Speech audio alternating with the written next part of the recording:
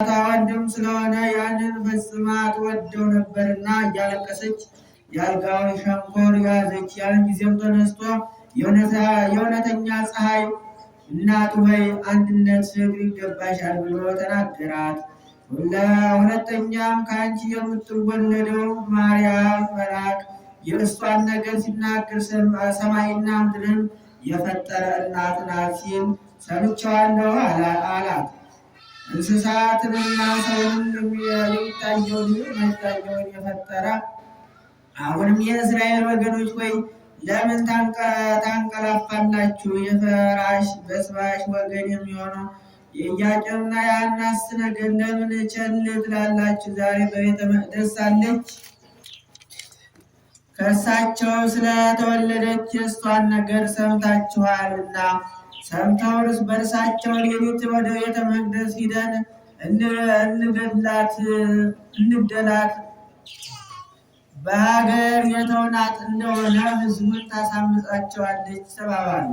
በነጋውም በመንፈቀ ሌሊት ተነስተው ወደ ምኩራብ ገቡና ከዚያ መላእክት ሲወጡ ሲወርዱ በአማረና ተነግሮ በማይፈጸም ምስጋና ሲያመሰግኑ አገኙ። ልዩ እግዚአብሔር፣ ልዩ ኃያል፣ ልዩ ሕይወት የማይሞት ድንግል ክብርት ከምትሆን ከእመቤታችን የተወለደ አቤቱ ይቅር በለን። ልዩ እግዚአብሔር፣ ልዩ ኃያል፣ ልዩ ሕይወት የማይሞት በወዳጆቹ አድሮ የሚኖር በትሑታን የሚመሰገን ኃያሉ እያሉ ሲያመሰግኑ አገኙ። ደጃፎቿም ሁሉ እንደሚነድ እሳት ሁነው አገኙ። አይተውም አፍረው ወደ ኋላ ተመለሱ። ልመናዋ ክብሯን በእኛ ለዘላለም በእውነት ይደርብን። የሰማነውን በልቡናችን ያዋልብን ያሳድርብን። ከእመቤታችን ረድኤት በረከት ያሳትፈን። ከዕለተ ሰንበት በረከት ያሳትፈን። አቡነ ዘበሰማያት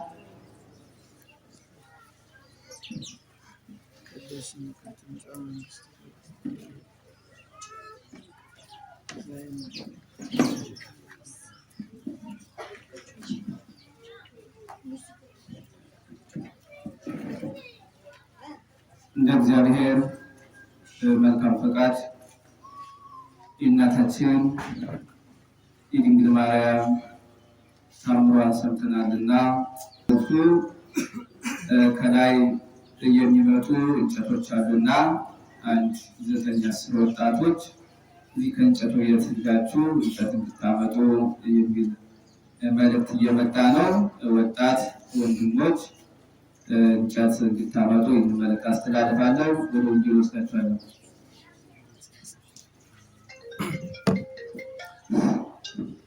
መሰ ታፋክሩኒ ቃሉ ትእዛዜ በስመ አብ ወወልድ ወመንፈስ ቅዱስ አሐዱ አምላክ። በቅድሚያ የዚህ ታሪካዊ ቤተክርስቲያን አስተዳዳሪ ክቡር አባታችን መላከ ሰላም አዲስ ሐዋርያ ታረቀኝ፣ እንዲሁም የደብራችን ዋና ጸሐፊ መጋቤ ምስጢር አደለ መለሰ፣ ክቡራን ሊቃውንት፣ ቀሳውስት፣ ሊቃነ ምስጢር ዲያቆናት፣ መሰለ ክቡራን ሊቃውንት፣ ቀሳውስት፣ ማህበረ ምዕመናን ወምዕመናት ሕፃናትም ጭምር በአያሉ በልዑል እግዚአብሔር ሰላምታ ሰላም እላችኋለሁ። እንደምን አደራችሁ? እንደምን ሰነበታችሁ? እንደምን ከረማችሁ? አሜን። እግዚአብሔር ይመስገን ብለን እንድናመሰግነው ትናንትና አሳልፎ በሕይወት በጤና ጠብቆ ጨለማውን አስወግዶ ብርሃንን ተክቶ በቅዱስ ስፍራ ያሰባሰበን የአባቶቻችን አምላክ የተመሰገነና የተባረከ ይሁን። እንዲሁም የድነታችን ጀማሪ የክብራችን አክሊል የሆነችው እናታችን ንጽሕተ ንጹሐን ቅድስተ ቅዱሳን እመ አምላክ ወላዲተ አምላክ እመብርሃን እመብዙኃን ድንግል ማርያም ክብር ምስጋና ይድረሳት። እንዲሁም ቅዱሳን መላእክት፣ ቅዱሳን ነቢያት፣ ቅዱሳን ሐዋርያት፣ ቅዱሳን ጻድቃን ሰማዕታት፣ ደናግል መነኮሳት ሁሉ ክብር ምስጋና ይድረሳቸው።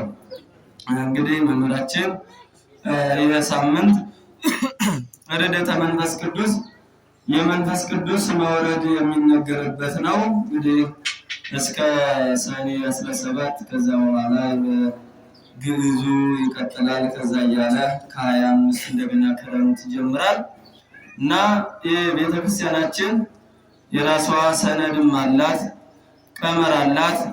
ለዓለም ሁሉ የምትበጅ መጠለያ መጠጊያ የእውቀት ምንጭ ትውልዱን ከጨለማ ወደ ብርሃን ካላዋቂነት ወደ ፍጹም እውቀት ያደረሰች ቤተክርስቲያን ናት። እውነት ወይስ ሐሰት? እውነት ነው አይደል?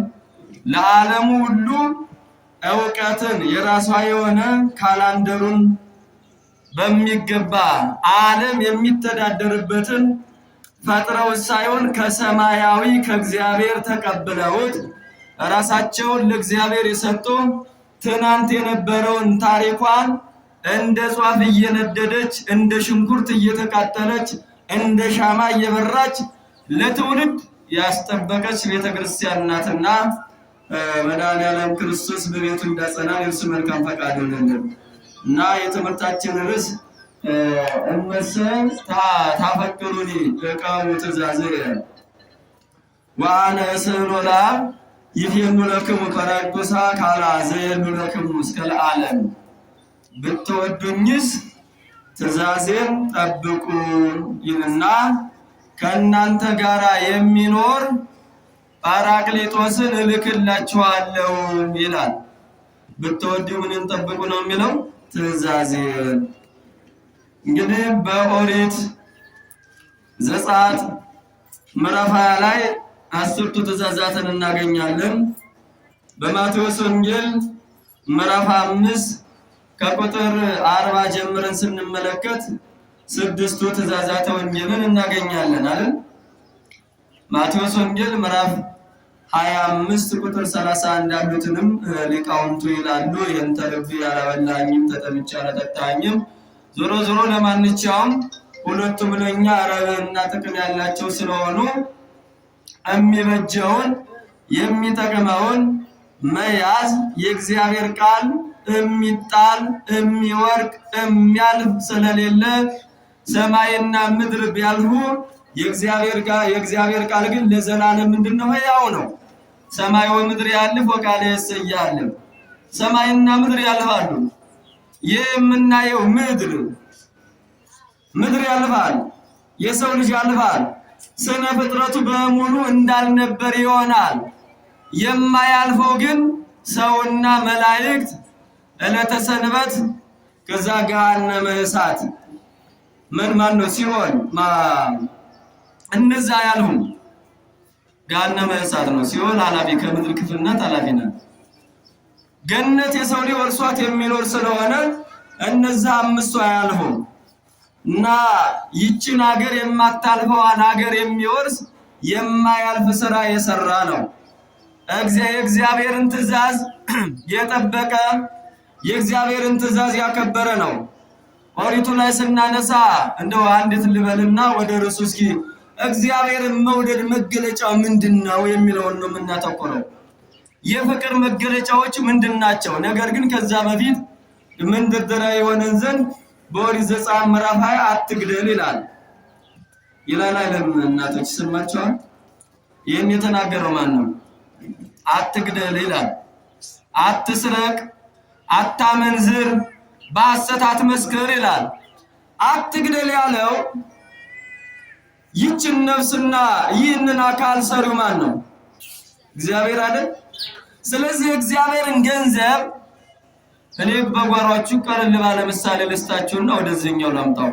ከጓሯችሁ የተከላችሁትን ችግኝን ያጥር ጥሽ ግድግዳ ፍርሽ መጥቼ ብነቅለው ትፈቅዳላችሁ? አትፈቅዱ? ማን ይፈቅዳል እንዴ? ለምን? የደከማችሁበት ገንዘባችሁ ስለሆነ ነው። ሰው ሲሸነፍ እጁ ላይ ያለውን ሊሰጥ ይችላል እንጂ ሳይሸነፍ አይሰጥም። ገንዘቡ ነው የደከመበት ነው። ነጭ ላሙ ጠብ እስኪል ድረስ የሰራው ያለማው ነው። ይህ አካልም የእግዚአብሔር አካል ነው። ተራ አካል አይደለም።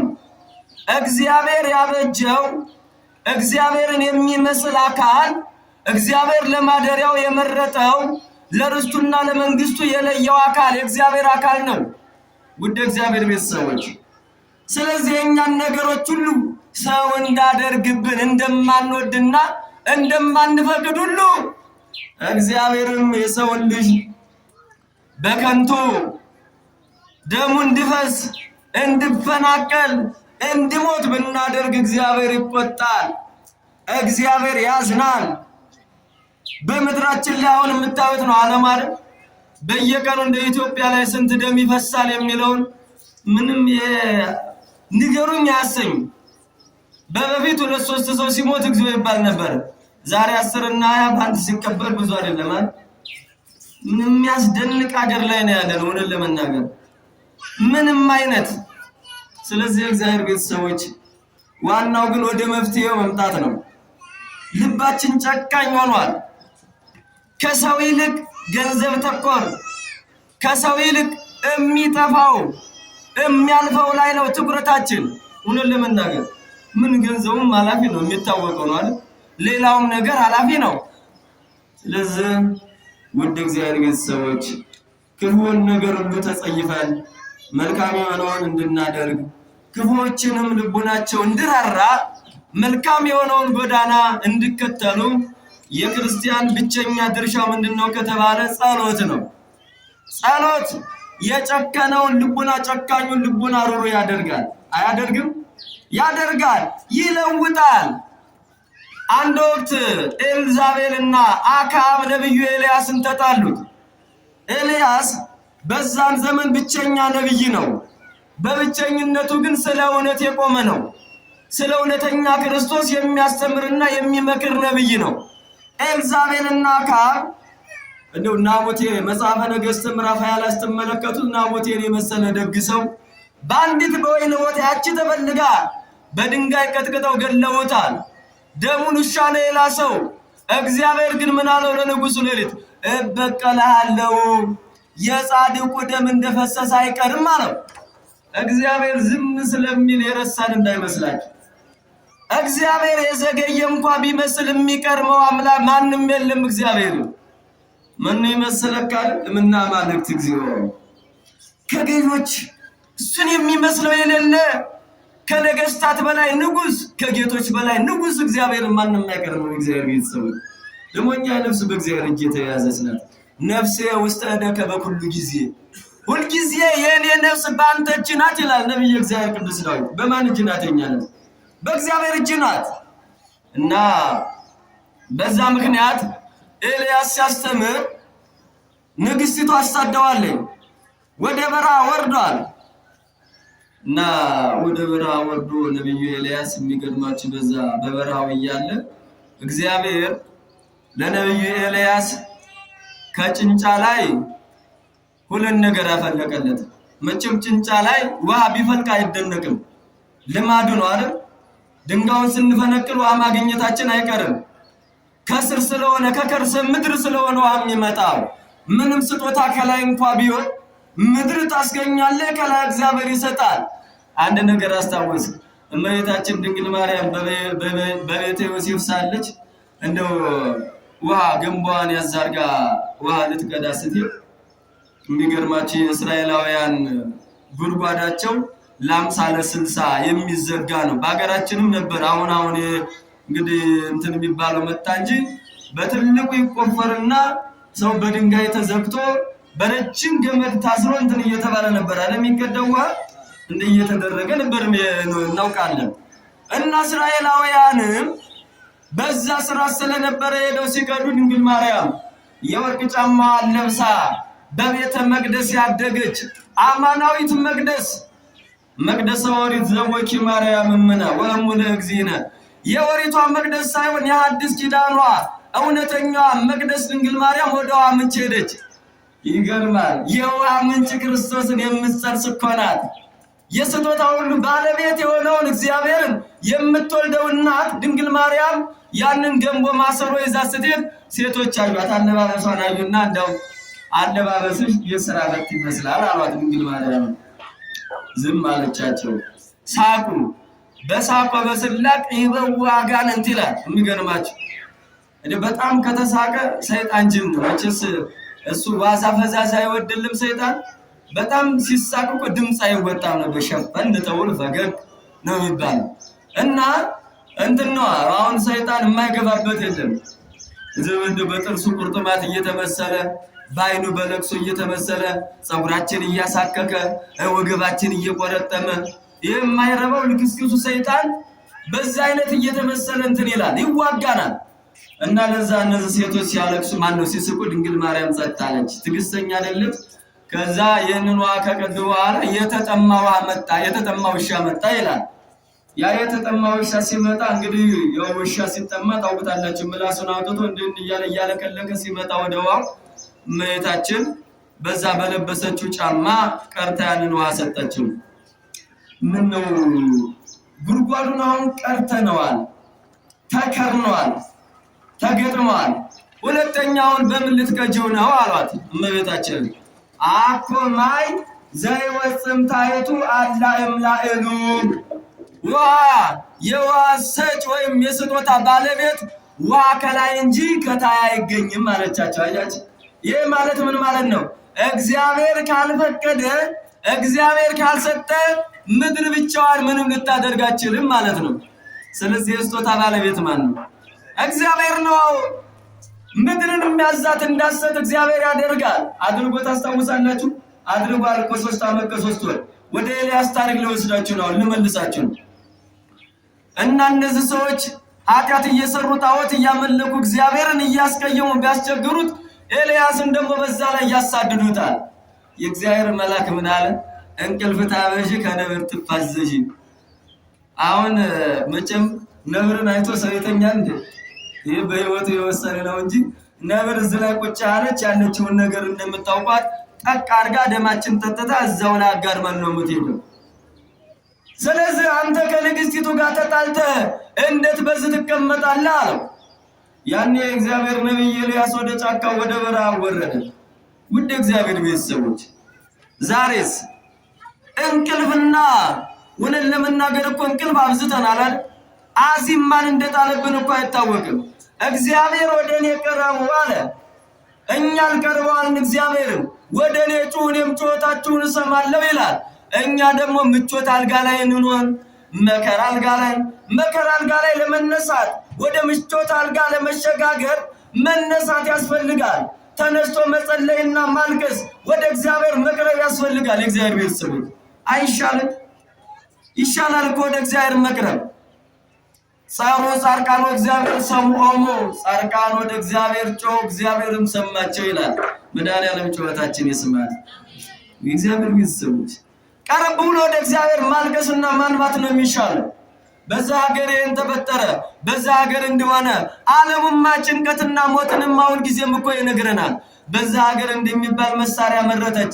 ይህች ሀገር ከዚህ የበለጠ የነገሌ ኳስ የነገሌ ደጋፊ ኧረ ሀገር ሰላም ሲሆን ነው ኳሱም ድጋፉም ሩጫው ምኑም የሚሆነው እንዴ? እኮ ዋናው እኮ ሰላም ነው የሚቀርመው አይደል እንዴ? ሰላም ነው የሚቀርመው። ለሰላም ደግሞ ሰላማዊ ሆኖ ወደ እግዚአብሔር መቅረብ ያስፈልጋል። መፍዘዝ መደንገዝ አያስፈልግም።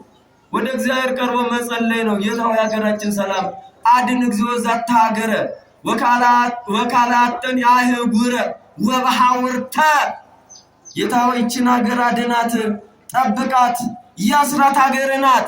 ምንም ኃጢአተኞች እንኳን ብንሆንም እኮ ስም እግዚአብሔር ሳይጠራ የሚያድርልን ኢትዮጵያ ሁለት ለመናገር ምንም ኃጢአታችን እንኳን እንደ አለላ ቢቀላ እንደ አመዳ ቢነጻ እንኳን እግዚአብሔር የሚቀድስ የሚያነጻ አምላክ አለ። እና ወደ እግዚአብሔር መተን ማልቀስና ማንበት ነው የሚሻለው። ምላሽ ከእግዚአብሔር መጠበቅ ነው። የእግዚአብሔር ቤተሰቦች መድኃኒዓለም ሁላችንም ይስማን፣ ሀገራችን ይፈውስልን። አዎ እሱ ካልሆነ አልሆነም። መተን ካላነባን ካላለቀስን ወደ እሱ ካልቀረብ መዳኛው ብቸኛ ማምለጫ ወደ መርከቧ መጠጋት ነው፣ ወደ መርከቧ መምጣት ነው። እና ወደ ሩሲ ልውሰዳችሁ።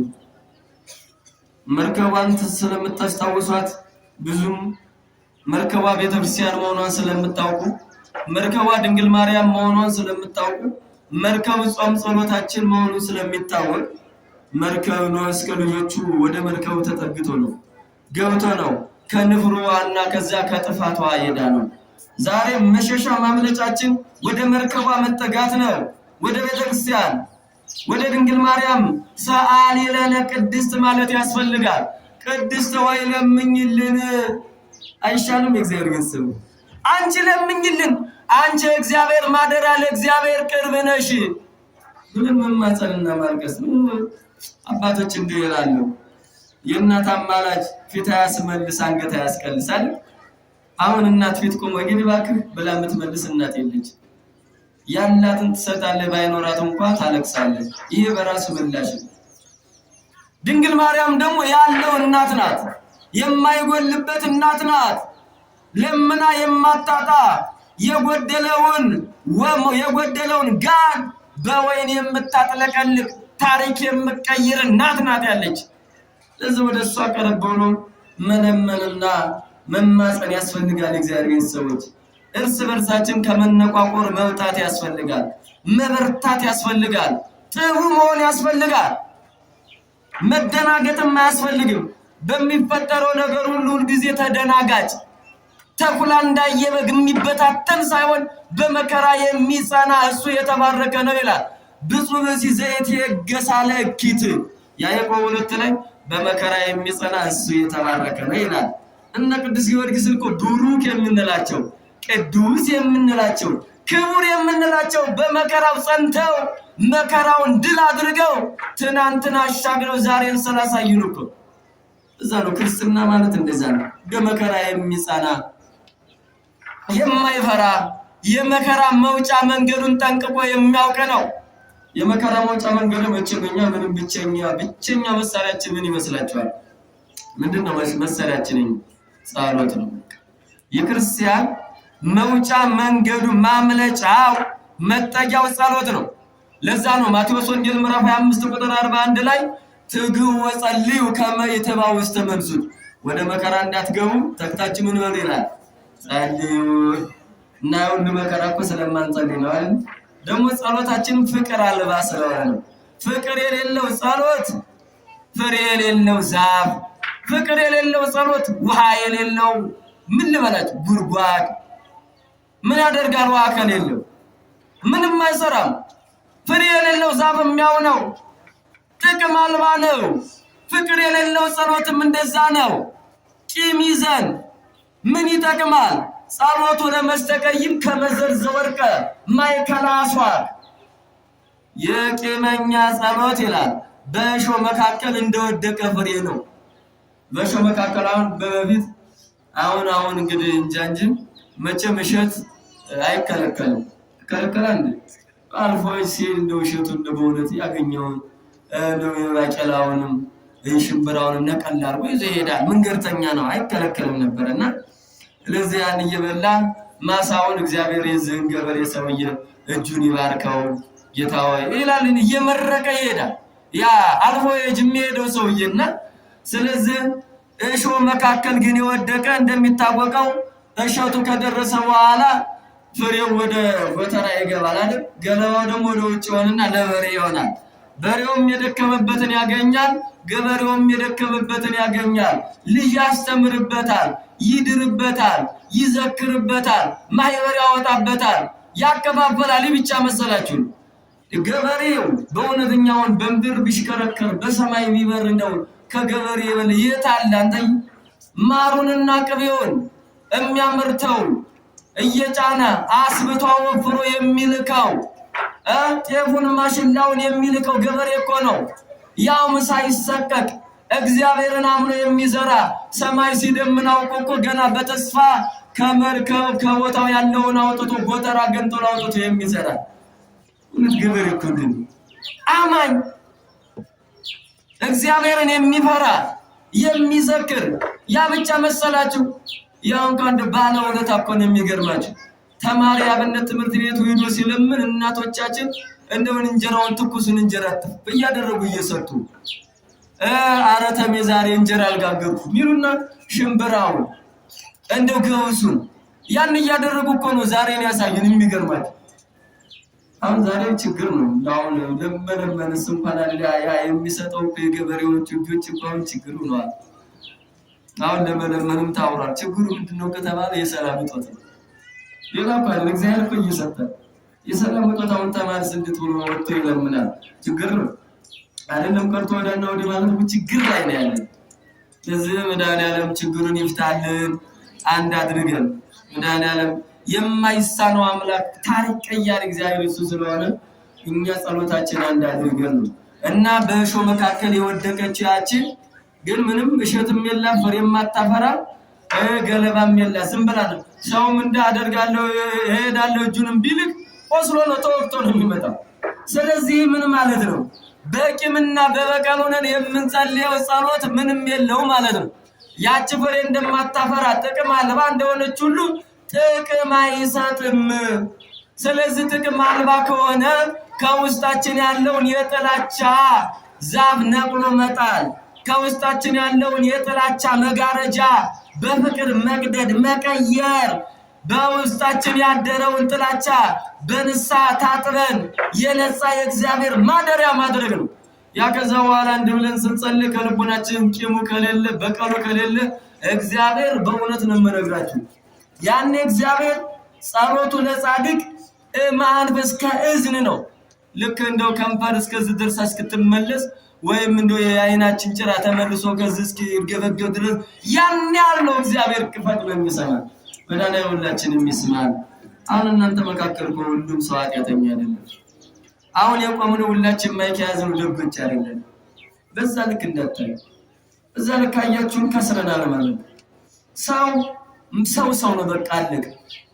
ሰው ይወርቃል ይነሳል፣ ሰው ይቆሽሻል ይታጠባል፣ ሰው ይሳሳታል ስተቱን ያስተካክላል።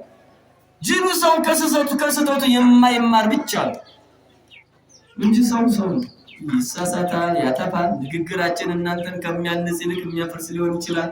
አንድ ከመናደርጋችን ይልቅ የሚበትን መልእክት ልናስተላልፍ እንችላለን። ግን ይህኛ የሚጠቅመዋን ነው።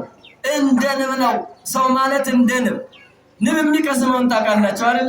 የሚውልበት ይታወቃል። የምጠቅመዋን አበባ ቀስሞ ነው የሚሄደው።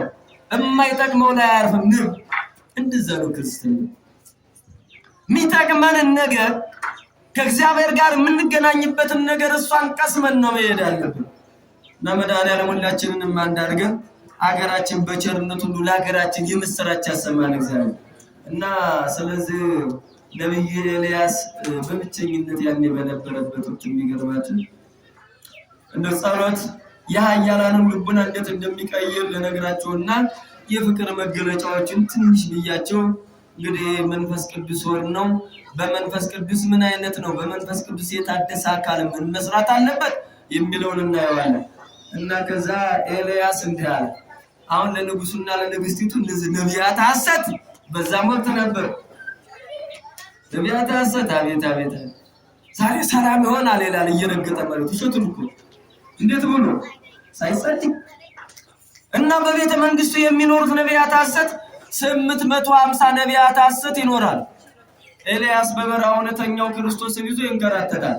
እና ኤልያስ እንዳለ ሕያው እግዚአብሔር አለ ዘቆምኩ ቅድሜው በእላ መዋዕል ከመ ይረድ ዝናብ ዘእንበለ በቃለ አፉየ ሰማይ ስማ አለ። ሰማይ ዝናብ ለዘር ምድርም የተከሉብሽን እንዳታጸድቂ የዘሩብሽን እንዳታበቅሊ ብሎ ኤልያስ 3 ዓመት ከ6 ወር ሰማይና ምድር ይገዛል። ቅድስና መገለጫኛ እነ ሙሴ ባይን ከፍሉ ነበር። በትሩን ሲያነሳ ነሳ ሙሴ በትረ ጸለየ ወአማይተረ ወንትኬ ባሪያ ትምህርተ መስቀል ያንደው በትሩን ብድግ አድርጎ በመስቀለኛ ሲያማተበው ባይሩን እንደ ግርግዳ ይከፈል ነበር። እውነተኛ እግዚአብሔር ማደሪያ አካል እንዲህ ነው መገለጫቸው። ኤልያስ 3 ዓመት ከ6 ወር ያንን ዘጋ። አሁን ንጉሥ ከዛ በኋላ የሰው ልጅ በረሃብ እንደ ቅጠል ይረግፍ ጀመረ። እንስሳቱም የሚበሉት የሚጠጡት አጡ። እንስሳቱ ሳር ካልበሉ ውሃ ካልጠጡ መኖር አይችሉ። የሰው ልጅ በረሃብ አለቀ። ያ ሁሉ ግን እየሆነ የሚገርማቸው ወደ እግዚአብሔር አልተመለሱ። የሚያሳዝነው እኮ አሁን እኮ መከራው እኮ የኛ ማስተማሪያ ነው። መከራ ሲመጣ አይ የኛ ጅራፍ ነው እግዚአብሔር እየቆነጠጠኝ ነው እግዚአብሔር ራሳችን እንድናይ ያደረገን ነው ብለን እኮ ወደ እግዚአብሔር መመለስ አልቻለም። ታዲያውን እኮ ባለው ነገር ላይ ወደ እግዚአብሔር መመለስ የቻለ ሰው አለውን ለመናገር ነው። ንስሐ የሚገባ የታለ እግዚአብሔር ይመስል የተጣላ መች ለውጥ አገኘ? ተጣልታችሁ መች ታረቅን? መች አንደውን መች ስጋው ደሙ ተቀበል? ትናንትም ትማራላችሁ ጥሩ ነው። እኛም እንጨዋለን። ያው እንጀራ አይደለም እርግጥ ከእንጀራ በባለፈ ግን ሰማያዊ ዋጋ ነው። ሰማያዊ ዋጋ ነው። ሆነን ለመናገር መንጋን መጠበቅ ከተኩላ መጠበቅ እግዚአብሔር ጋር ማስታረቅ ትልቅ ስራ። ትማራላችሁ፣ እንማራለን። ቤተክርስቲያኗ ትደግሳለች። ድግሱ ላይ ግን ታጅባላችሁ እንጂ አትቀምሷት። የሚገርማችሁ ድግሱ ተደግሶ ድግሱ እንዲህ አጅብ ትታደማላችሁ፣ ግን የተደገሰውን አትበሉት። ማንም የበላው የለም። በቀራንዮ የተፈተተውን ስጋና ደም ያን አማናዊ ድግስ ዘላለማዊ የሚያደርገውን ማንም አይበላ። ልክ ዳር ላይ እንዳጨብጫቢ ዘፋኛ ላይ ከውስጥ ይዘፍናል፣ እኛ ከውጭ ነው እንደምናጨበጨበው። በቃ ዳር አይተን መመለስ እቺ ስጋና ደም በላ መቼም ሳገባ መቼም ነው ተመጣ። እግዚአብሔር ወደ ልቦናችን ይመልሳል። እና ስለዚህ ኤልያስን ምድር እንደዚህ ስትሆን እንደው ንጉሱና አክዓብና አብድዩ ይባላል ቢትወደድ ከሱ ጋር ነው ለፈረስ ለበቅሎ ለምለም ሳርና ጥሩ ብናገኝ ብሎ አልቆባቸው ወንዝ ለወንዝ ሲሄዱ አብድዩ ባለበት አካባቢ ኤልያስ ብቅ ሲል እና አብድዩ ገና በርቀት አንቶ አይቶ ለኤልያስ ሰገደ። ለጣለ ለነብይ እግዚአብሔር በእውነት እንደዛ ነው አይሰገድ። አባቶች ሲመጡ እንዲደረግ ነበር። አሁን ነበር እየሆነብን እንጂ ካህን ሲመጣ አመሞ ጠምጥሞ ሲመጣ ብድግ፣ ሽማግሌ ሲመጣ የሽበት ዘውድ የደፋበት መንገድ ላይ ዝነ ብድግ፣ እግዚአብሔር ይባርካችሁ ብሎ ሽማግሌው መርቆ ይሄድ ነበር። እንዲህ ነበር በእውነቱ ለመናገር ያገራችን ባህል ሴቱ እንዲህ ነበር። ደግሞ እንኳን አትራፊ ነበር ያኔ። ካህኑ እግዚአብሔር ይፍታ እግዚአብሔር ያሳድግ ብሎ አሳልሞ ለክብር ያብቃ ብሎ ይሄዳል። ሽማግሌው መርቆ ይሄዳል። እንዳለውና የቤተ መንግስቱም አካል እኔ ንጉስ ነኝ ሳይል የቤተ መንግስት ባለስልጣን ነኝ ሳይል ሰገደ። ለዛ የእግዚአብሔር ነብይ ነው፣ የእግዚአብሔር አገልጋይ ነው። ሲሰግድለት አንተ ኤልያስ ሆይ እንደው ባንተ እኮ የ3 ዓመት ከ3 ወር የዘመን የመከራ ዘመን ሆኖብናል። በጣም የጭንቀት ዘመን ሆኗል። አሁን አንተን ንጉሱ እያስፈለገ ነው። ያላማለው ንጉስ ያላከበት መኮንን የለም። ኤልያስን ባገኛችሁ ይያላል ሁር ጸወላ አካል እግዚአብሔር ይድና ተራው አለ ነብይ እግዚአብሔር። እንዴት አረጋውን ኤልያስን አግኝቼዋለሁ ብዬ አንተን ለተራሴ አንተ ባንተ ላይ ያደረ መንፈስ ቅዱስ ከዚህ ብድግ አርጎ አንዱ ተራራ ላይ ቢጥለስ ቢሰውርስ ይላል እግዚአብሔር። ቅዱሳንን ከመከራ ይሰውራል። መድኃኒዓለም ሁላችንም ይሰውራል። በምህባ ጸላሎት ይላል። በምህባ ጸላሎት እግዚአብሔር በክንፈ ረድኤቱ ይሰውራል። ቅዱሳንን እየላከ ይሰውራል። መድኃኒዓለም ሁላችንም ከመከራ ይሰውራል። ሀገራችን ሰላም ያድርግልን። እና ኤልያስ እንደው እግዚአብሔርን አለ እዚቹ ካለውባት አልንቀሳቀስም አለ ክርስቲያን። እንዴ ሙሉ የማይከዳ ክርስቲያን ማለት ሙሉ የማይከዳ አንድ ራስ አንድ ምላስ ያለው፣ አንድ ራስ ሁለት ምላስ ያለው ሳይሆን አንድ ራስና አንድ ምላስ ያለው ማለት ሙሉ የማይከዳ። በዚህ በመዝሙር 23 ላይ እንዲህ ይላል እግዚኦ መነ ያድር ውስተ ጸላሎትከ ወመነ ያጸልው ተደረገ ዘንጹ ልቦና ንጹህ ወደ ያለና ወዘየማለ ለጉሉት ለቢሷል። እንዴ በእውነት አለ እንዴ ባንተ በመንግስተ ሰማያት ማን ያድራል ብሎ ነብይ እግዚአብሔር ይጠይቃል። መንፈስ ቅዱስ ደግሞ ይመልስልህ እንዳለ ዘንጹህ ደዊው እጁ ከመግደል በቃሉ ከመበደል በልቡናው ቂም በቀል ከሌለው ለጓደኛው ምሎ የማይከዳ እሱ የእግዚአብሔር መንግስት ይወርሳል። አየው ምሎ የማይከዳ አንድ ልብ አንድ አቋም ያለው እሱ የእግዚአብሔር መንግስት ይወርሳል። ዘንጹህ ልቡ ንጹህ የሆነ ከኃጢአት ከቂም ከበቀል ወብ ዘንጹህ ልቡ ንጹህ ደዊው እጁ ንጹህ የሆነ ያልገደለ ያልገፋ የሌለውን ኃጢአት ያልጻፈ እሱ ወዘየማለ ለጉሉት ለብዙ በሽንገላ ያለማላል። አሁን ነብዩ በሽንገላ አይደለም የማለው በእውነት ማለት ከዛ አልንቀሳቀስም ማለት እንዳለው አክዓብ ታለዋለሁ ብሎ እንዳንበሳ እየፈከረ ንጉሱ ሲመጣ በኤልያስ ያደረ መንፈስ ቅዱስ ያለው እሳት ሆኖ የመጣውን አክዓብን ምን አለ ቀየረው፣ እንዲቀዘቅዝ አደረገው። አየው ይሄ ማለት ምንድነው? ጸሎት ያያላን ልቡና ምን ያደርጋል? ይቀይራል ነው አላማው። እንደ አንተ ነው ኤልያስ ዘተገፈጥቆሙ ለእስራኤል አሉ። እስራኤልን እንደ አሳ የምታገላበጣቸው እንደ መቁሎ የምትቆላቸው አንተ ነህ።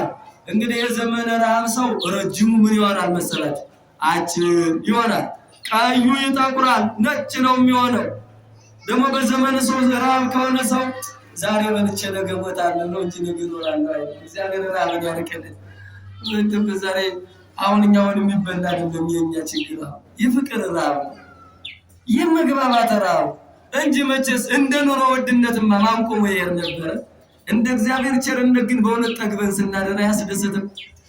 እንደ በወር የሚከፈላችሁ እንደሞት በወር የሚከፈል እንደሞትና በቀን ለታክሲ የምናወጣትን እኮ ብንደምር ሪ ብለን ልሶ እኮ ያብዳል። ግን በእግዚአብሔር ቸርነት የሚኖር ሕዝብ እንዴት እግዚአብሔር መከራውን ማረቅ የሚችል አምላክ ነው ያለን የእግዚአብሔር ቤተሰቦች። አሁን ከኛ የሚጠበቀው ወደ እግዚአብሔር መቅረብ ብቻ ነው እና ጸሎት ትልቁ ነገር አሁን የኤልያስን ልቡና ማነው የአክዓብን ልቡና ቀይሮታል።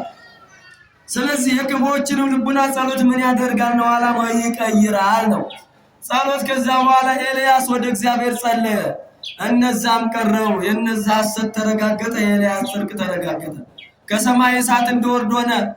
መስዋዕታቸውን ተቀበለላቸው እግዚአብሔር የነ ኤልያስን። ከዛ በኋላ ያቺ የተዘጋችው ሰማይ ተከፈተች። ያላበቀል ያለችው መክና የነበረችው መሬት በበረከት ተትረፈረፈች። መድኃኒዓለም ምድራችን በሰላም በረከት ያትረፈረፈልን። አሁንም የሰማዩ በር ይከፈት፣ የሰላሙን በር መድኃኒዓለም ይክፈትልን። የሰላሙ በር እስኪመጣ ግን መጸለይና መትጋት ያስፈልጋል። ወደ እግዚአብሔር መቅረብ ያስፈልጋል። ወደ እግዚአብሔር ቤተሰቦች እና የነ ኤልያስን ጸሎት የነ ሙሴን ጸሎት የሰማ መድኃኒዓለም የሁላችንንም ጸሎት ይስማል። ብትወዱኝ ምን እንጠብቁ ነበር? የእግዚአብሔር ቤተሰቦች ትእዛዜን ጠብቁ። ከትእዛዝ አንድ ወንድምን አለመግደል የእግዚአብሔር አካል ስለሆነ ከትእዛዝ አንድ ወንድምን አለመበደል፣ ወንድምን አለመክፋት፣ ይህ በዚህ እግዚአብሔር ይደሰታል። አንድ እንትን ልንገራችሁና በአንድ ምሳሌያዊ ጰራቅሊጦስ የሚለውን በሰፊው እንማማረዋለን። ሳምንትም ስለተማራችሁት ብዙ እንትን አለበትም። አንዲት መልእክት ግን የሚገርማችሁ እንደው አንድ አይሁዳዊ ነበር ይባላልና እግዚአብሔርን የሚፈራ ነው ሰውየው፣ ለእግዚአብሔር ተገዥ ነው እና የ80 ዓመት ሽማግሌ ደግሞ አሳድሩ ብሎ መጣ። ሃይማኖት የለው ያኛው እና መጥቶ ማታ ማዕድ ቀረበ። የሚበላው ተበላ፣ የሚጠጣው ተጠጥቶ እንግዲህ እዛ ከክርስቲያኑ ቤት ስመ እግዚአብሔር ይጠራል፣ ጸሎት ይደረጋል። አሁን አይደለም ስንተኛ ማዕድም ስንበላ ረስተን ቄስ እንኳን ካለ እንደወስደን እንደውጃችን ረስተን ነው የምናደርገው። ነገር ቄስ እኮ እያለ ነው ፍራጭ እንኳን ሳንቀበል የት እንደምንደርስ እንጃ። የት ለመሄድ እንዴት እንደምንቸኮል ረስቸው እንላለን እኮ ነው። ይቅርታ አድርግልኝ ምናምን አይደለም። ማስተዋል ያስፈልጋል። ለነገሮች ሁሉ ማስተዋልና ጥበብ ይጎለናል ሆኖ ለምናል እና ስለዚህ ያ የ80 ዓመት ሽማግሌ ገብቷል። የክርስቲያኑ እስከ ቤተሰቦቹ ጸሎት አደረገና ሲተኙ ያኛው ጸሎት ሳያደርግ ዝም ብሎ ተኛ። ተነስ ቤት ይወጣልኝ። ምን ከኔ ቤት ያላመነ ገብቶ አያውቅም። ስም እግዚአብሔር ማጠራ እግዚአብሔር ማታውቅ በፍጹም እኔ ቤት አታድርም። እንደውም የሰጠው እንጀራ ጸጽቶኛል አለ። ጸጽቶኛል በእውነት አሁን እኮ እኛ አንዳንድ ጊዜ ግን ኢትዮጵያ እንኳን በዛ አትታማም። ኢትዮጵያ እንግዳ በመቀበል እንደ እግር በማጠብ በመዘከር በማብላት በማጠጣት እንደው ይቺ የእግዚአብሔር ማህለጅ አይደለች እንዳገራች። እኛዎቹን ሳናቀው ምን ለመናገር ግን እንሰማለን። ዓለም መቼስ አንድ መንደር አይደለ ዛሬ ምንም የተለየ ነገር የለም። እግራችን ባይር በእጃችን ላይ ዓለሙ ይታያል። እና ኢትዮጵያ እንግዲህ ይታወቃል። ዞሮ እኔ ወደዛ ብዙ አልሄድበትም። ለማንኛውም ስለዚህ አንድ ሰው የሽማግሌውን ካስወጣው በኋላ ሌሊት እግዚአብሔር በራእይ ታየ። የሚገርም ለዚህ ለክርስቲያን አንተ አቤት እንዴት ከቤት እኮ የላኩት እኔ ነኝ። ያን የ80 ዓመት ሽማግሌ ቤት አስወጥተህ የሰደድከው ለምንድን ነው አለው እግዚአብሔር። ሌሊት ያዘው እናንተን የማያውቅ አንተን የማያመሰግን ሰው ሊሆነ ብዬ ከቤት ያሳድራለሁ። ያበላሁትም ቆጭቶኛል አለ። እንደውም እኮ ለእግዚአብሔር ቀና የሆነ እየተማገተው እኮ እግዚአብሔር ምን አለ መሰለህ? አይ አንተ ሰነፍ አለ። እኔ 80 ዓመት የተሸከምኩትን ሰውዬ አንተ አንድ ቀን ማሳደር አቃተህ? አየሁ 80 ዓመትን የተሸከምኩትን ያስኩትን ለአንድ ቀን እንዴት ማሳደር ያቅታል አለ ይባላል። አሁን አንዳንድ ጊዜ ምን ልንገራችሁ እኛ ቅዱሳን ነው እንደሚመስለን የሆነ ነገር ብቻ ሲፈጠር እግዚአብሔር ለምንድን ነው የማይፈርደው ቶሎ ብሎ የማይገለው እንዲህ መዓት የማያዘንበው? አረ እግዚአብሔር አይሰማም? ቤተክርስቲያኗ ስትቃጠል ምዕመናኑ ሲታረዱ አረ አይሰማም እግዚአብሔር? ለምንድን ነው ዝም ያለን ብላችሁ አታውቁም? እግዚአብሔር ጋር ተዋግታችሁ አታውቁም? እግዚአብሔር ቤተሰቦች ብለን እናውቃለን። ግን እስኪ ልንገራችሁ በሞቴ እንደው በመስቀል ላይ በጥፊ ሲመታ ትዝ ይላችኋል? በመስቀል ላይ በጥፊ ሲመታ በዘንግ ራሱን ሲመታ መራራ ሐሞት ሲያጠጡት ልብሱን ሲጣጣሉበት 666 ሲገርቦት ሰውነቱ አልቆ እንደ ብራና ተወጥሮ ደሙ መሬት ላይ እየፈሰሰ ሳለ ያኔ በመስቀል ምንድን ነበር ብሎ ያጸየ ምን ነበር ብሎ ያለው? የሚያደርጉትን አያውቁትምና ምን በላቸው ነው? ይቅር በላቸው ያለ አባት ነው እኮ ያለ። እናስተውሉ። በነገሮች ሁሉ ለመፍረድ ለመተቸት አንቸኩል። መቼስ እግዚአብሔር ራሱ የሚሰራበት ጊዜ ስላለው ለሁሉም ጊዜ አለው አይደል? ስለዚህ ከኛ የሚጠበቀው ትልቁ ነገር በፍቅር ጸንተን እርስ በርሳችን ተናበን መናበብ ያስፈልጋል። እግዚአብሔር ይመስገን። አንድነት እግዚአብሔር ይፈልጋል። ሁለቱም ሶስትም ሆናችሁ በስሜ ብትሰባሰቡ እኔ በመናችሁ እገኛለሁ ይላል። በመካከላችን መድኃኒዓለም በመካከላችን ከተገኘ ችግራችን ይፈታል። እግዚአብሔር በመካከላችን ከተገኘ የጎደለው ይሞላል።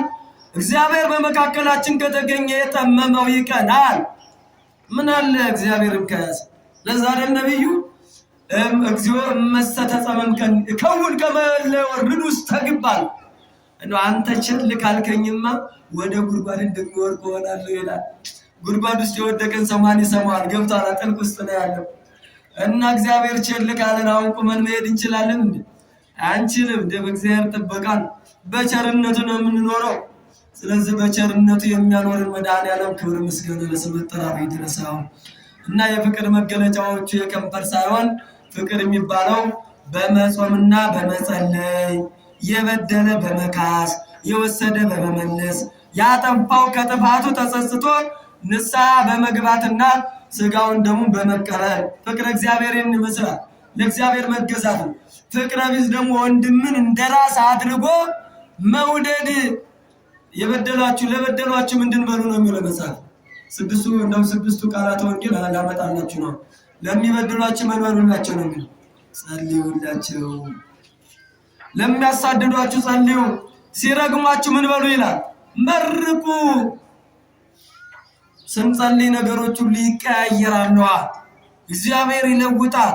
የነደደው የተቃጣው እሳት ይቀየራል። ጸሎት የማያደርገው ነገር ስለሌለ ስለዚህ ፍቅር ይመስላል። ፍቅር መገለጫው የሚመስላል። ከዛ ዝቅ ብሎ ምን አለ?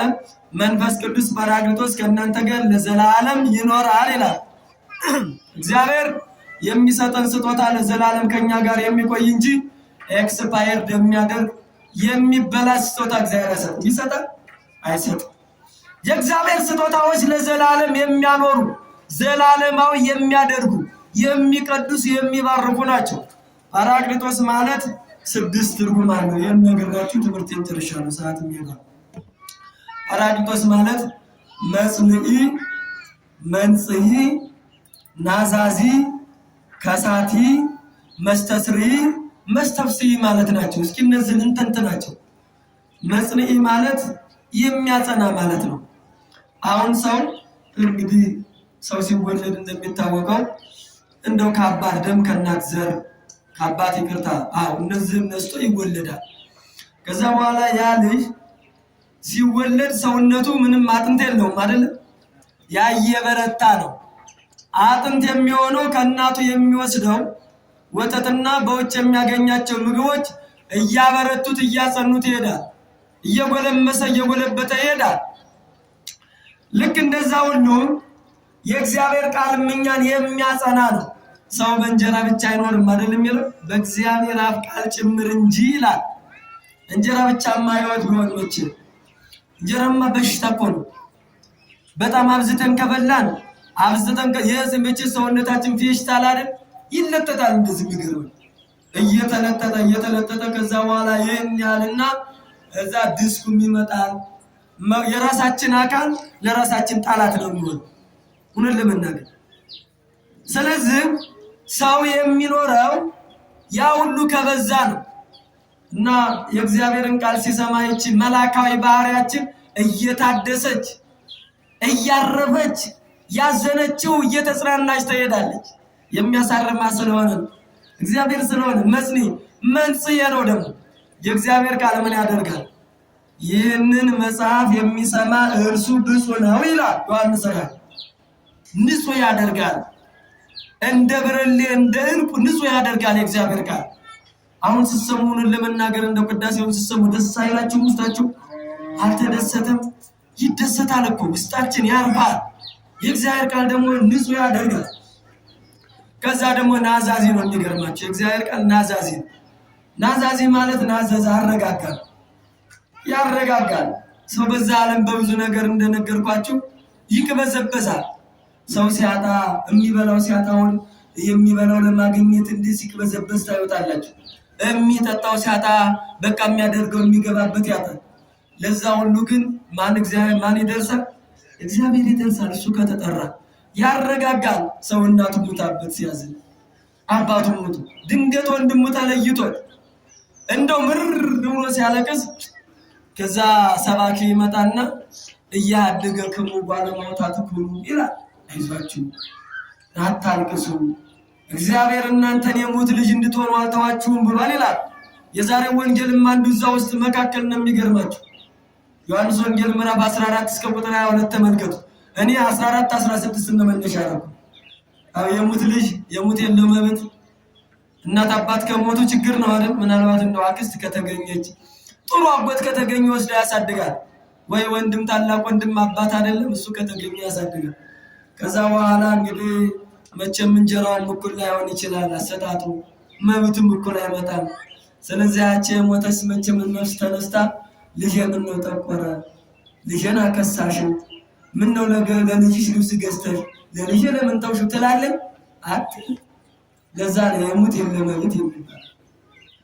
ታዳጊውም ብዙ መብት የለው፣ ያ ይላላክ ይሆናል። እንዳም ሲያጠፋ ጥሩ ኩርኩም እንዲሁም ጥፍም ሊያስከትል ይችላል።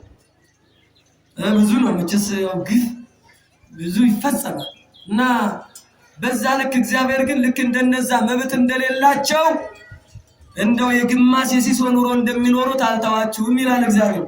ዛሬ የማይተውን መድኃኒዓለም የማይተውን አምላክ በጥበቃ የሚያኖረን እንደ በዝናብ እያበቀለ በነፋስ እያመለመለ በፀሐይ እያበሰለ የሚመግበን ክርስቶስ አይደል? ጨለማውን እያስወገደ ብርሃን እየተካ ንጹህ አየር እንድንተነፍስ እያደረገ ስንታመም በቸርነት እጆቹ እየጎበኘ ስናጣ ደግሞ አይዟችሁን ያለውላችሁ እያለ እያጸናን የሚያኖር መድኃኒዓለም ዛሬም ከሁላችን ጋር ይሁን እና መንጽሔ ናዛዚ ደግሞ ከሳቲ ነው። ከሳቲ ማለት ገላጭ የሆነ ነገር ግድለም እምትሰሩት ሲጠፋባችሁ። አሁን አንዳንድ ሰው ብር ይዞ የሚሰራ ይጠፋበታል።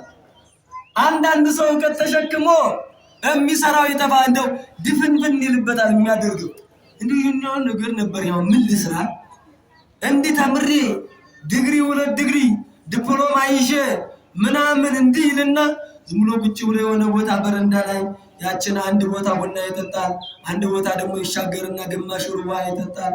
ተጋውሎ ሲያወራችሁ እኮ ማዕድን አለ ከሱ በጣም ወርቅ የሆነ አገርን እንኳን ራሱ ሌላውን የሚለውጥበት እውቀት እዚህ ውስጥ አለ። ያንን ግን መዘርዘር አልቻለም። እንዲዘረጋ አደርገው የሚገርማችሁ ሌላውን በዛ ልክ ገንዘብ ይዝና መስራት እየቻለ እሱን አይደለም ቀርቶ በስሩ 20 እና 30 ሰራተኛ ቀጥሮ እኮ ሊኖር ይችላል። እንደ ጭፍንፍን ዝግትግት ይልበታል። እኔ ወደ ስጋዊ ነው ያመጣኋቸው፣ ወደ መንፈሳዊ ደግሞ መልሳቸዋል። አሁን ያን ሲባል ይሄ ሲደረግባችሁ ደግሞ ይህን ጨለምተኛ እንድትሆኑ ስር የሚያደርገው ሰይጣን ነው። በዛ አይነት ሲገጥማችሁ ወደ ጸበል ሙቱ፣ ንስሐ ግቡ። ወደ ቤተክርስቲያን ስትመለስ እንደው 3 ቀን አቡነ ሀብተ ማርያም 3 ቀን ቅዱስ ጊዮርጊስ እንደው ሚካኤል ስትጠበሉ የዚህ ላይ ተቀምጦ የፍርሃት እንደው ልቡናችን ላይ እየተቀመጠ የጭንቀት ገንዘቤን እንድባደርገው ቢጠፋ እያለ የፍርሃቱ መንፈስ እንደው የአቡነ ሀብተ ማርያም ጸበል አንድ ጊዜ ሲያርፍበት ንቅል ሊልና እንደው ከላይታችን ላይ እንደው እንደ ጉንተን ነው ይጠፋል። መድኃኒዓለም አሁንም ያጥፋልን፣ ይንቀልልን ይህን ሰይጣን ክፉ እርስ በርስ የሚያባላንን የሚያጋድለንን እና እንዲህ ያደርጋል። አየው ሁለተኛ ከሳቲ ማለት በቤተ ክርስቲያን የሚገርማችሁ እንዲህ ይባል ነበር። አሁን ለሐዋርያት የወረደ መንፈስ ቅዱስ በጉባኤ ቤት በ40 ቀን ይወርዳል ይባላል። አንድ ደቀ መዝሙር 40 ቀን ሙሉ ቅኔ ቤት ያለው ቅኔ ቤቷል ውዳሴ ማርያም ማታ የቃል ትምህርት ይደረሳል።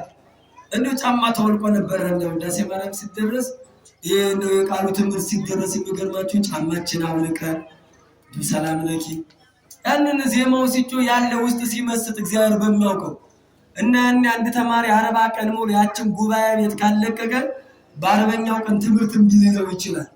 መቼስ አንዳንድ ጊዜ ችግር ነው። አንዳንዱ ልክ እንደ ካሴት አንድ የተነገረውን እንደ ብራና ላይ ያደርገዋል። አንዳንዱ ደግሞ የኔ ቤቴ 10 ጊዜ ቢነገረው ቢቆረቆምም አይገባው። የድሮ መምህራን ብሎች ናቸው። ሁለት ተጠሪ ይዙና እዚችና እዚች ጆሮአችን ይዙና ቀለም አልገባ ያለውን ፍትልትል እያደረጉ እስኪ በላት ይላል። ያ ተማሪው የሚገርማችሁ ወይ የኔታ ጆሮዬን እንዳያደርጉኝልና ጥንቅቅ ብሎ እኮ እንድመጣ እኮ ነው። ልጅ እኮ እንድጎዳ አይደለም የንታን ቆነጥጡት። ደግሞም ጸሎተኛ ናቸው። የእነሱ በትራቸውና ለንጋቸው ላይ ጸሎት ያላቸው የሚገረግረውን እንደነገርኳችሁ ቀለም እንዳይዝ የሚያደርገውን አንድ ጊዜ በዛ ሲሉት እንደው ይጠፋና አስተዋይ ይሆናል እና በ40 ቀን መንፈስ ቅዱስ ይወርዳል ይባላል። ከዛ በኋላ ትምህርት እምቢ የሚለው አስተዋይ ይሆናል፣ ፈሪው ጥው ይሆናል። ማይሌል ላይ ገብቶ እንድተረጉም እንድናገር እንደው ዜማውን እንድቃኘው ቅኔውን እንድቀኘው ያደርጋል ማለት ነው። እና መድኃኒዓለም አይነ ልቦናችን ያምራል። ከሳቲ ይባላል። አየው ለሐዋርያት የወረደ መንፈስ ቅዱስ ያ ነው። ከዛ በኋላ ያያዙት አይጠፋም። አዎ ዘኢያገድፍ ይባል ነበር። በዚህ በዮሐንስ ይቅርታ ሕዝቅኤል ላይ ምዕራፍ 44 ላይ እንግዲህ ድሮ እነ ኢሳይያስ እነዚህ በኦሪቱ የነበረው እነ ቅዱስ ያሬድ እነ ዕዝራ ሱቱኤል ከሰማይ የእሳት የጽዋ ብርሃን ሲጠጡ ልቦናቸው ብርሃን አይደል? እና አባ ጊዮርጊስ ዘጋስጫ ልክ እንደ ቅዱስ ያሬድ 7 ዓመት ሙሉ ትምህርት እንዲብሎት አይቅ እስጢፋኖስ ነበር። የካህን ልጅ ነው ሲጸልይ። ከዛ በኋላ እመቤታችን የብርሃን ጽዋ ያን ስግተው ያሲረጣ አይነ ልቦና ብሩክ ሆነ ይላል። መድኃኒዓለም አይነ ልቦናችን ያብራል። ከሳቲን አዛዚ መስተስሪ ነው መንፈስ ቅዱስ። እንግዲህ መስተስሪ ማለት ኃጢአትን የሚያስተሰሪ ከሶስቱ አካላት አንዱ አካል ነው። በነገራችን ላይ እሳትና ነፋስ ነው። ነፋስ ኃያል ነው፣ መንፈስ ቅዱስ ኃያል ነው። ነፋስ ረቂቅ ነው፣ መንፈስ ቅዱስም ረቂቅ ነው። ነፋስ ገለባውን ከምርቱ ምርቱን ከገለባ ይለያል አይደል? ነፋስ ከሌለ ገበሬው 3 ቀን ከውድማው አይለቅም። እዛቸው ነው። መንፈስ ቅዱስም ጻድቃንን ከኃጥአን የሚለይ ነው። መንፈስ ቅዱስ ነፋስ በዓለሙ ሙሉ ሳለ ሳይታወቅ መንፈስ ቅዱስም በምላት እያለ ምስጢር ሲያስተረጉምና ቋንቋ ሲያናገር ነው የሚታወቀው። ሌላ መንፈስ ቅዱስ በእሳት ይመሰላል። እንደው እሳት የበላው መሬት ለተክልና ለውሃ ለአትክልት ይመቻል። መንፈስ ቅዱስ ያደረበት ሰውነትም ለጾም ለጸሎት የተመቸ ነው። እንግዲህ ረጅም ነው ሚስጥሩ፣ ግን ሌላ ጊዜ እንማራለን። 3 ሰዓቷን 5 ደቂቃም ጨምሬያለሁ። እንግዲህ ክቡር አባታችን ጊዜ ነው የተገባቸው። እስካሁን ድረስ የመከረን ያስተማረን የአባቶቻችን አምላክ የተመሰገነና የተባረከ ይሁን። ሀገራችን ሰላም ያድርግልን። ይቆይ።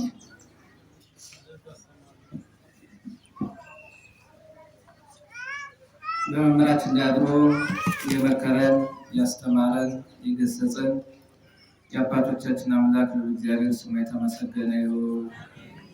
ለመምህራችን ቃለ ሕይወትን ያሰማልን፣ ቃለ ሕይወትን ያሰማልን። ተስፋ መንግስተ ሰማያትን ያዋርስልን። ከዚህ የበለጠ የሚያስተምሩበትን ጥበቡን ማስተዋሉን ረጅም ዕድሜ ከጤና ጋር እግዚአብሔር አምላካችን ያድልልን። ይህና እናንተም በሰማነው 30፣ 60፣ 100 የሃይማኖት ፍሬ አፍርተን መንግስቱን የምንወርስ ስሙን የምንቀድስ እንዲያደርገን የእርሱ መልካም ፈቃድ ይሁንልን። መርሃ ግብራችን ጨርሰናል። አባቴ ደስቶ ይባላል።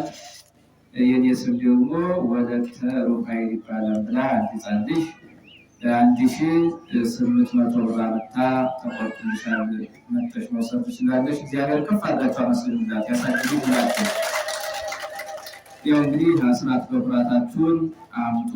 አስራት በኩራት እግዚአብሔር የሆነው እግዚአብሔር ነው። ቀኑን እግዚአብሔር ባርክልኝ፣ ያንተ የሆነውን ደግሞ አምጥቻለሁ እና እያለ ኪሳችን፣ ቤታችን፣ ህይወታችን፣ ትዳራችን፣ ስራችን የምናስባርክበት ለበረከት ስለሆነ ስለዚህ አስራት በኩራት እናውጣ። ከዚህ በመቀጠል ቀጥታ ወስዳችሁ ወደ አባታችን ነው። እሺ፣ ለጸሎት እንነሳ። አቤቱ አምላካችን እግዚአብሔር ሆይ ስላስተማርከን ስለመከርከን እናመሰግንሃለን። እስከዛ ስላደረስከን እናመሰግንሃለን። በዚህ ሰዓታችንን ባርከቀድሰህ በሰላም አውለን፣ ሀገራችንን ሰላም አድርግልን። የተማርነውን በልቦናችን አውልተን አሳድርብን። ሰሚዎች ብቻ ሳንሆን ሰምተን እንዲፈጽም አድርገን። ያስተማሩንን መምህራንን ቃለ ሕይወትን ያሰማልን። አገልግሎት ዘመናቸውን ባርክልን። እንግዲህ ጸሎት ምግባር መስራት የእግዚአብሔርን ትእዛዝ መፈጸም እንደሆነ በሚገባ ተምረናል። እንጸልይ፣ እንጹም፣ እናስቀድስ። እግዚአብሔር ባወቀ ወደ እግዚአብሔር እጃችንን እንዘርጋ። ለእግዚአብሔር እንንበርከክ።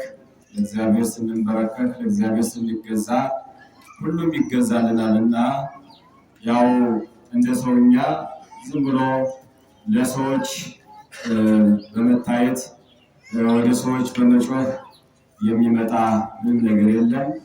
ወደ እግዚአብሔር መጮህ ግን ዋጋ ስላለው ሁላችንም ወደ እግዚአብሔር እንሰለፍ። እግዚአብሔር ጸሎታችንን ይስማ። እግዚአብሔር አገልግሎታችንን ይቀበል።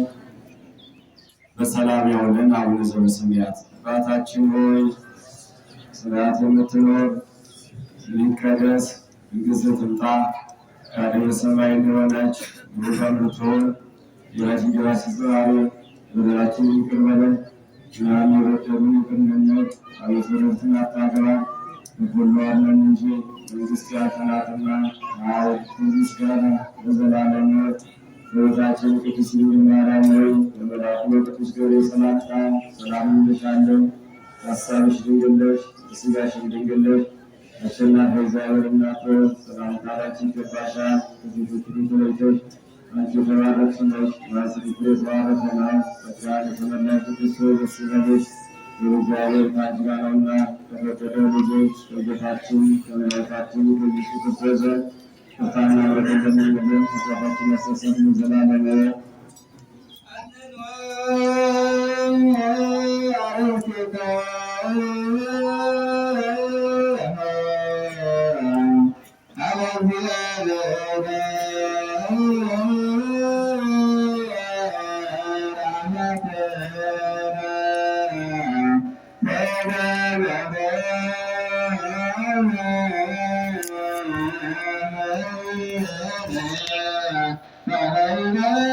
Amen.